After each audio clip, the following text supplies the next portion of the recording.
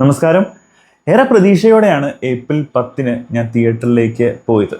കാരണം ബസൂക്ക എന്ന് പറയുന്ന ഒരു സിനിമ, മമ്മൂക്കയുടെ സിനിമയാണ്.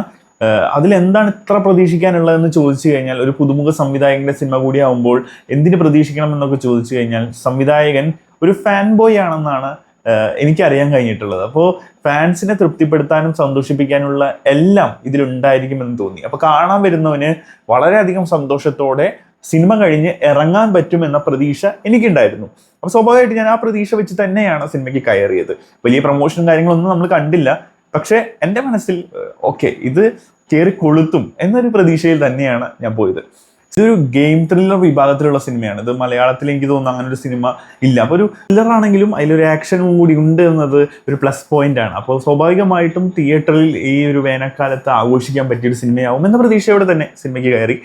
സിനിമയുടെ ഫസ്റ്റ് തന്നെ മമ്മൂക്കയുടെ പേര് എഴുതി കാണിക്കുമ്പോൾ കിട്ടുന്ന ആ ഒരു മെഗാസ്റ്റാർ എന്നൊക്കെയുള്ള ഒരു വൈബ് കാണുമ്പോൾ തന്നെ ഒരുപാട് സന്തോഷമായി. നമ്മൾ ഉദ്ദേശിച്ച സാധനം തന്നെ ഇതിൽ കിട്ടുമെന്ന്. പണ്ട് ഈ രജനീകാന്തിന്റെ ടൈറ്റിൽ കാണിക്കുന്ന ഒരു ഫീല് നമുക്ക് മമ്മൂക്കയുടെ ഈ ഒരു ടൈറ്റിലുണ്ടായിരുന്നു. അതൊരു വളരെ സന്തോഷം നിറങ്ങിയതാണ്. മ്യൂസിക്കും അതിഗംഭീരമായിട്ട് എനിക്ക് തോന്നി. പടം അങ്ങനെ മുന്നോട്ട് പോവുകയാണ്. ചെറുതായിട്ടൊക്കെ ഒരു ലാഗ് എവിടേക്കോ ചെറുതായി ഫീൽ ചെയ്തു, പക്ഷെ മ്യൂസിക് ഗംഭീരമായിരുന്നു. അതുകൊണ്ട് തന്നെ ആ ഒരു സിനിമയുടെ തുടക്കം നമുക്ക് അത് ബിൽഡ് ചെയ്ത് തരണമല്ലോ, എന്ത് രീതിയിലേക്കാണ് സിനിമ പോകുന്നത്, അതിലേക്ക് എത്തിക്കാൻ വേണ്ടിയിട്ട് അവസാനം എന്താണോ അവർ പറയാൻ പോകുന്നത് അതിലേക്ക് നമ്മളെ കൊണ്ടെത്തിക്കാനുള്ള ഒരു ഫസ്റ്റ് ഹാഫ് ആയിരുന്നു സിനിമ കൊണ്ടുപോയത്. അപ്പോൾ ചിലർക്കൊക്കെ ഒരു ലാഗ് ഫീൽ ചെയ്യാനൊക്കെ സാധ്യതയുണ്ട്. പക്ഷെ കുഴപ്പമില്ല, നല്ല രസത്തിൽ തന്നെ അങ്ങനെ ആ മ്യൂസിക്കൊക്കെ കേട്ട് നമുക്ക് എൻജോയ് ചെയ്ത് അങ്ങനെ പടം കണ്ടുകൊണ്ടിരിക്കാം. അങ്ങനെ ഇന്റർവെൽ ആവുന്നു, അങ്ങനെ പടം മുന്നോട്ട് പോവുകയാണ്. ഇതിൽ ഒരു ക്യാമിയോ റോളൊക്കെ ഉണ്ട്. അത് അദ്ദേഹം തന്നെ വെളിപ്പെടുത്തിയിരുന്നു, ഞാൻ ഈ സിനിമയിലുണ്ട് എന്നൊക്കെ.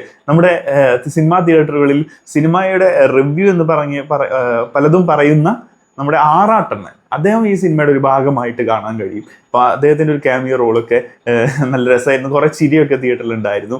അങ്ങനെ രസകരമായിട്ട് സിനിമ അങ്ങനെ മുന്നോട്ട് പോവുകയാണ്. അവസാനത്തൊരു 15-20 മിനിറ്റ്, അതാണ് ഈ സിനിമയുടെ ഏറ്റവും പ്രധാനപ്പെട്ട കാര്യം.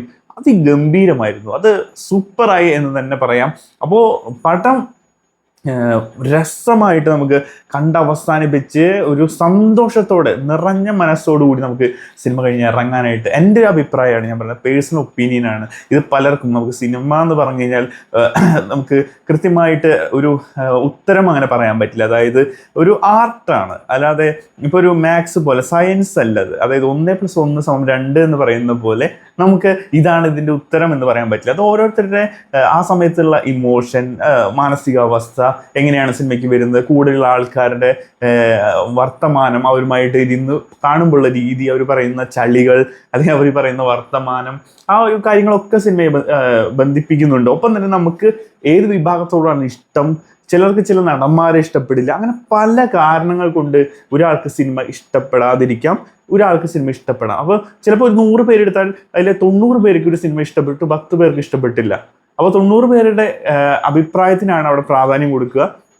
അപ്പോൾ പടം വിജയിക്കും. അതുപോലെയാണ്. അപ്പോൾ എൻ്റെ ഒരു അഭിപ്രായമാണ് ഞാൻ പറയുന്നത്. അപ്പോൾ അത് തന്നെ ചിലപ്പോൾ ഭൂരിഭാഗത്തിന് വരണമെന്നില്ല, അല്ലെങ്കിൽ ഭൂരിഭാഗത്തിന് എൻ്റെ അഭിപ്രായം തന്നെയാവും, കുറച്ച് പേർക്ക് അത് ആയെന്ന് വരില്ല. അപ്പോൾ ഓക്കെ, ഇവിടെ പറയാനുള്ളത് മമ്മൂക്ക ഫാൻസിന് കൈയടിക്കാനും സന്തോഷിക്കാനുള്ള ഒരുപാട് കാര്യങ്ങളുണ്ട് സിനിമയിൽ.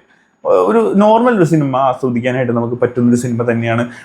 ഗംഭീരം, ഭയങ്കര സംഭവം എന്നൊന്നും ഞാൻ പറഞ്ഞിട്ടില്ല. പക്ഷെ ഓക്കെയാണ്, സിനിമ കാണാം. തിയേറ്ററിൽ പോയി കാണാനുള്ള സംഭവമൊക്കെ അതിൽ പടത്തിലുണ്ട്. പടം കണ്ടവരുണ്ടെങ്കിൽ ഒന്ന് കമൻ്റായിട്ട് രേഖപ്പെടുത്താം. മറ്റ് സിനിമകൾ എങ്ങനെയുണ്ടെന്നൊക്കെ കണ്ടവരുണ്ടെങ്കിൽ അത് കമൻ്റായിട്ട് രേഖപ്പെടുത്താം.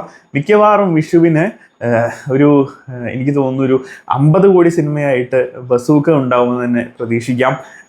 ഇനി സിനിമ തിയേറ്ററുകൾ എനിക്ക് തോന്നുന്നു ഒരുപാട് തിയേറ്ററുകളൊന്നും ബസൂക്കയ്ക്ക് കിട്ടിയിട്ടില്ല. ഒരുപാട് വേറെ സിനിമകളൊപ്പം ഉള്ളത് കൊണ്ട് തന്നെ മറ്റ് സിനിമകൾക്കുള്ള അഭിപ്രായവും ഈ സിനിമയ്ക്ക് കിട്ടുന്ന ഭൂരിഭാഗത്തിന്റെ അഭിപ്രായവും നോക്കിക്കണ്ട് നമുക്കറിയാം ഇനി സിനിമ എത്ര തിയേറ്ററുകൾ കൂടി വരുമെന്നും എങ്ങനെ സിനിമ ആൾക്കാർ എടുക്കുമെന്നുള്ളത്. കാരണം ബാക്കി സിനിമകൾ കൂടി നമുക്ക് നോക്കേണ്ടതുണ്ട്. ആ സിനിമകൾ പരാജയമാണെങ്കിൽ ഈ സിനിമ കൂടുതൽ ആളുകൾ എന്നാൽ ബസൂക്കയ്ക്ക് എടുക്കാം, അങ്ങനെയാവാം, നേരെ തിരിച്ചാവാം. അപ്പോൾ അതൊക്കെ ബന്ധപ്പെട്ട് കിടക്കുന്ന കാര്യങ്ങളാണ്. അപ്പോൾ നമുക്ക് നോക്കാം എങ്ങനെയായിരിക്കും സിനിമയുടെ മുന്നോട്ടുള്ള വിധി എന്നുള്ളത്. എൻ്റെ അഭിപ്രായമാണ് ഞാൻ പറഞ്ഞത്. മ്യൂസിക്കൊക്കെ എനിക്ക് ഇഷ്ടപ്പെട്ടു. അവസാനത്തെ 20 മിനിറ്റാണ് എനിക്ക് കൂടുതലായിട്ട് ഒരു ഇഷ്ടപ്പെട്ട ഒരു സംഗതി. തുടക്കം ചിലർക്ക് ഒരു ലാഗ് ഫീൽ ചെയ്തേക്കാം, പക്ഷെ ആ ക്യാരക്ടറൊക്കെ ബിൽഡ് ചെയ്ത് ആ ഒരു കഥയിലേക്ക് എത്തിക്കാനുള്ള ഒരു സമയമാണ് ഡയറക്ടർ എടുത്തത് എന്നാണ് എൻ്റെ അഭിപ്രായം. എന്താണ് നിങ്ങളുടെ അഭിപ്രായം? അത് കമൻ്റായിട്ട് രേഖപ്പെടുത്താം. മറ്റൊരു വീഡിയോയിലൂടെ നമുക്ക് വീണ്ടും കാണാം. ബൈ.